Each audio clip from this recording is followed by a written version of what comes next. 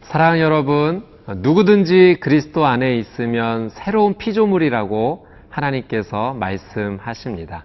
오늘은 예수님 안에 머무는 놀란 은혜가 가득한 월요일입니다.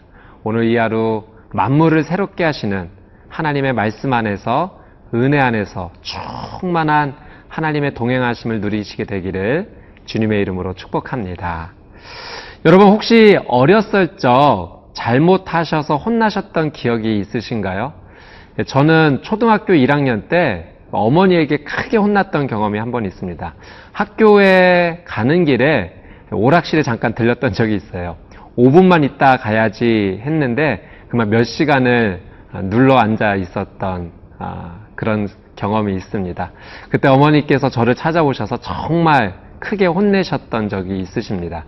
학교에서 아마 전화가 왔었던 것 같아요. 학교에 오지 않았다고. 그래서 제가 중간에 새는 것을 확인하시고 저를 찾아내셨던 거죠. 그때 정말 크게 혼났습니다. 혼났을 때 너무나 무서웠고 또 힘들었던 경험입니다.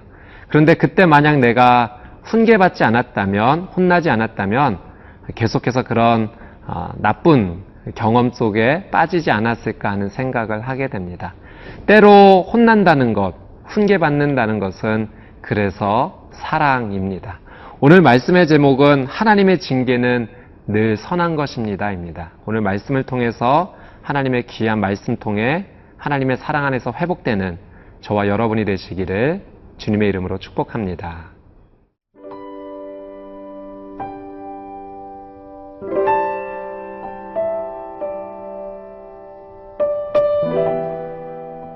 열왕기하 20장 12절에서 21절 말씀입니다. 그때에 발라단의 아들 바벨론의 왕 브로닥 발라단이 히스기야가 병들었다 함을 듣고 편지와 예물을 그에게 보낸지라. 히스기야가 사자들의 말을 듣고 자기 보물고의 금은과 향품과 보배로운 기름과 그의 군기고와 창고의 모든 것을 다 사자들에게 보였는데 왕궁과 그의 나라 안에 있는 모든 것 중에서 히스기야가 그에게 보이지 아니한 것이 없더라. 선지자 이사야가 히스기야 왕에게 나와 그에게 이르되 이 사람들이 무슨 말을 하였으며 어디서부터 왕에게 왔나이까? 히스기야가 이르되 먼 지방 바벨론에서 왔나이다 하니 이사야가 이르되 그들이 왕궁에서 무엇을 보았나이까 하니 히스기야가 대답하되 내 궁에 있는 것을 그들이 다 보았나니 나의 창고에서 하나도 보이지 아니한 것이 없나이다 하더라. 이사야가 히스기야에게 이르되 여호와의 말씀을 들으소서. 여호와의 말씀이 날이 이르리니 왕궁의 모든 것과 왕의 조상들이 오늘까지 쌓아두었던 것이 바벨론으로 옮긴 바 되고 하나도 남지 아니할 것이요. 또 왕의 몸에서 날 아들 중에서 사로잡혀 바벨론 왕궁의 환관이 되리라 하셨나이다 하니 히스기야가 이사야에게 이르되 당신이 전한 바 여호와의 말씀이 선하니이다 하고 또 이르되 만일 내가 사는 날에 태평과 진실이 있을진데 어찌 선하지 아니하리요 하니라. 히스기야의 남은 사적과 그의 모든 업적과 저수지와 수도를 만들어 물을 성 안으로 끌어들인 일은 유다왕 역대지략에 기록되지 아니하였느냐. 히스기야가 그의 조상들과 함께 자고 그의 아들 므낫세가 대신하여 왕이 되니라. 죽을 병에 걸렸다가 하나님의 은혜로 15년 생명 연장을 받은 히스기야. 하나님께서 히스기야에게 생명의 은혜만 주신 것이 아니라 그의 나라에 놀라운 부강해지는 은혜도 함께 허락해 주셨습니다. 역대하 32장 말씀에 보면 히스기야에게 얼마나 놀라운 은혜를 주셨는지 확인할 수가 있죠. 오늘 본문의 12절, 13절 말씀도 같이 한번 읽어보도록 하겠습니다. 그때 발라단의 아들 바벨론의 왕 브로닥 발라단이 히스기야가 병들었다 함을 듣고 편지와 예물을 그에게 보낸지라. 히스기야가 사자들의 말을 듣고 자기 보물고의 금은과 향품과 보배로운 기름과 그의 군기고와 창고의 모든 것을 다 사자들에게 보였는데 왕궁과 그의 나라 안에 있는 모든 것 중에서 히스기야가 그에게 보이지 아니한 것이 없더라. 히스기야가 죽을 병에 걸렸다가 살아났다라는 소식이 이웃나라 가운데도 많이 퍼지게 되었습니다.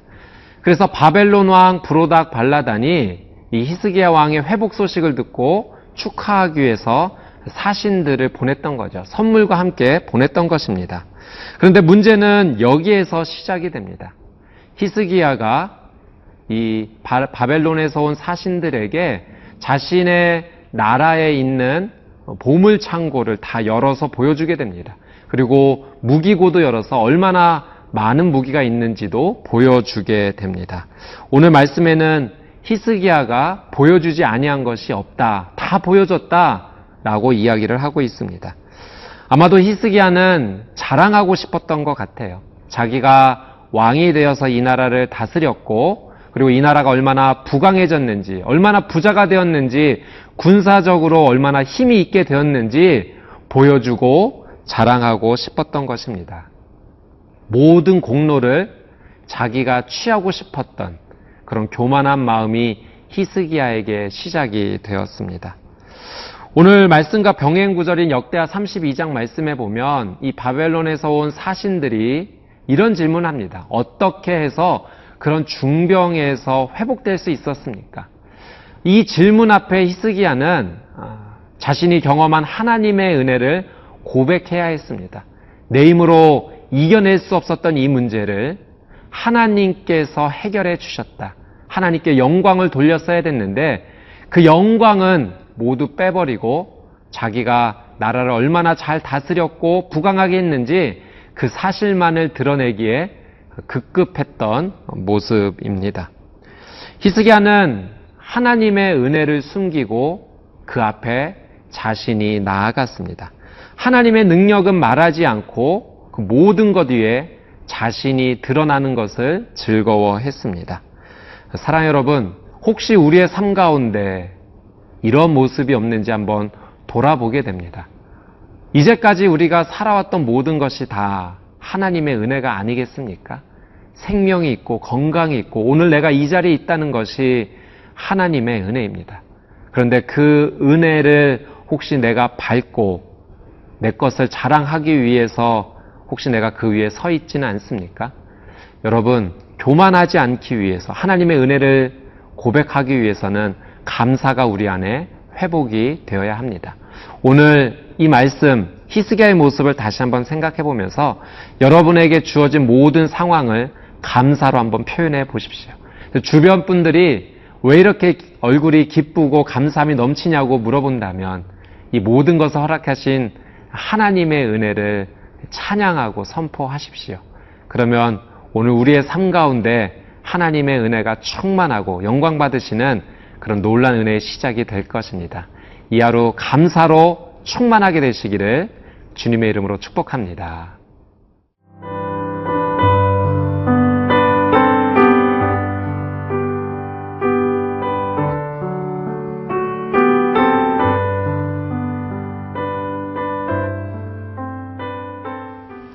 예, 17절, 18절 말씀 함께 보도록 하겠습니다.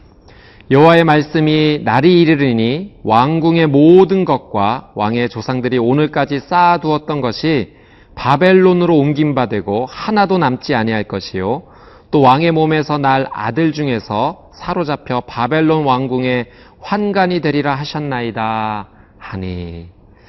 하나님께서 이사야 선지자를 히스기야에게 보내십니다. 그리고 히스기야의 그런 행동들이 하나님 앞에 교만이었고 죄이었음을 가르쳐 주시고 훈계하십니다. 그리고 하나님께서 그것 때문에 책망하시고 심판하시겠다는 내용이 히스기야 왕에게 전달이 되어졌습니다. 결국 유다가 바벨론에게 멸망당할 것이라는 거죠. 여러분, 어떻게 생각하면 하나님의 이 심판이 조금 과하다라는 생각이 들 수도 있습니다. 히스기야 왕이 그저 이웃 나라에게 한번 자신의 그 세력을 과시해보고 싶었던 것일 뿐인데 그 하나 때문에 나라가 멸망하는 것까지 간다? 조금 과한 것 아닌가? 이런 생각이 들 수 있습니다. 그런데 여러분, 죄라는 것이 그렇습니다. 죄라는 것은요, 아무리 작은 것이라 한들 그 죄의 문제가 해결되지 않으면 그것 때문에 우리가 멸망할 수 있다라고 하는 사실이죠. 오늘 내 삶에 작은 죄 하나라도 남겨 있지 않나 돌아봐야 됩니다. 그 죄의 문제가 하나님 앞에서 해결되지 아니한다면 우리는 그 죄로 말미암아 멸망당할 수밖에 없습니다. 오늘 말씀 앞에 발견된 내 죄를 가지고 예수 그리스도의 보혈 앞에 나가는 저와 여러분의 삶이 되시기를 주님의 이름으로 축복합니다. 우리 19절 말씀 함께 보도록 하겠습니다. 히스기야가 이사야에게 이르되 당신이 전한 바 여호와의 말씀이 선하니이다 하고 또 이르되 만일 내가 사는 날에 태평과 진실이 있을진데 어찌 선하지 아니하리요 하니라. 히스기야 왕이 이 하나님의 엄중한 경고 또 심판을 겸손하게 받아들입니다. 자신의 그 교만함을 하나님 앞에서 인정한 것입니다. 또 하나님께서는 히스기야의 이런 죄를 인정하는 모습 앞에서 히스기야의 시대에는 이런 심판이 일어나지 아니할 것이라고 심판을 유보해 주시는 또한 하나님의 은혜가 있는 것을 우리는 보게 됩니다. 이 모습 보면서 저는 히스기야가 조금 더 적극적으로 하나님 앞에 회개했으면 어떨까 하는 생각을 해보게 됩니다.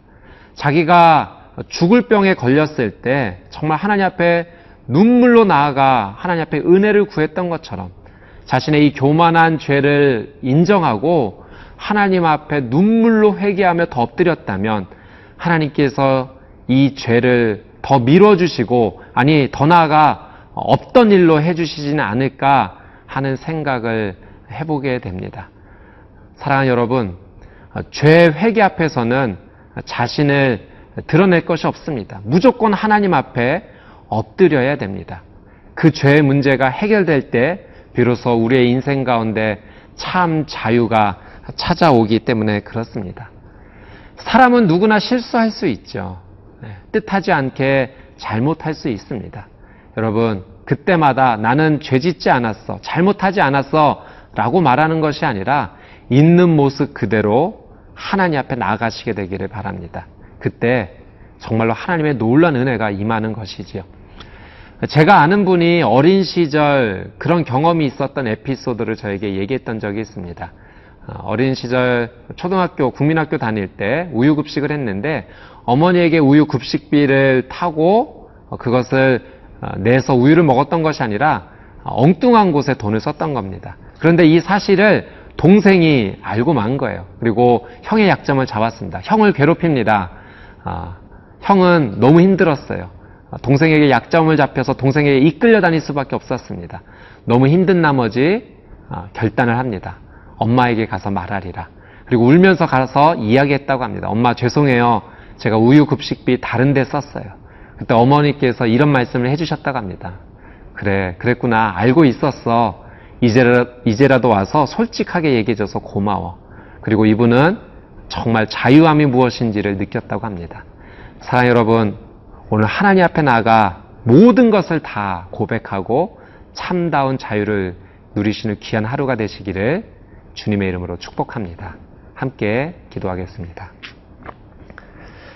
사랑하는 주님, 오늘 하나님의 말씀 앞에, 은혜 앞에 나아갑니다. 그리고 말씀의 거울에 비친 우리의 죄의 모습을 발견합니다.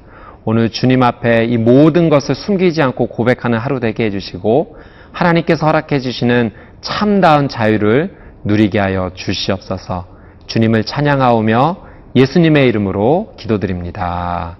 아멘.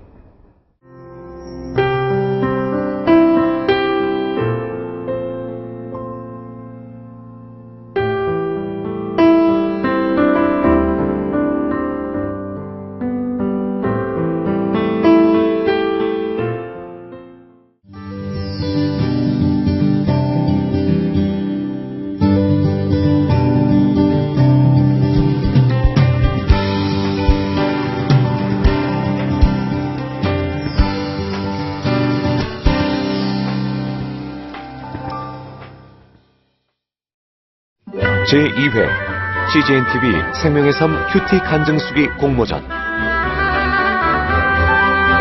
치유와 회복, 기쁨과 감동, 큐티를 통해 경험한 하나님과 나의 이야기를 자유롭게 작성하여 보내주세요. 분량은 A4지 한두 장으로 주제에 맞는 큐티 간증과 더불어 이름, 전화번호, 주소, 출석교회, 큐티 날짜와 본문, 공모전을 알게 된 계기 등도 함께 보내주세요. CGNTV 홈페이지에 있는 큐티 간증수기 공모전 페이지에서 작성하거나 공모전 접수 양식을 다운받아 작성하여 이메일로 보내실 수 있으며 수기로 작성한 경우 우편 접수도 가능합니다. 이번 공모전은 7월 1일부터 8월 31일까지 진행되며 당선작은 9월 16일 홈페이지 및 개별로 통보될 예정입니다. 당선되신 모든 분과 참가자를 위한 다양한 상품도 준비되어 있습니다. 제2회 CGNTV 생명의 삶 큐티 간증수기 공모전. 하나님의 말씀을 사모하는 분들의 많은 관심과 참여 바랍니다.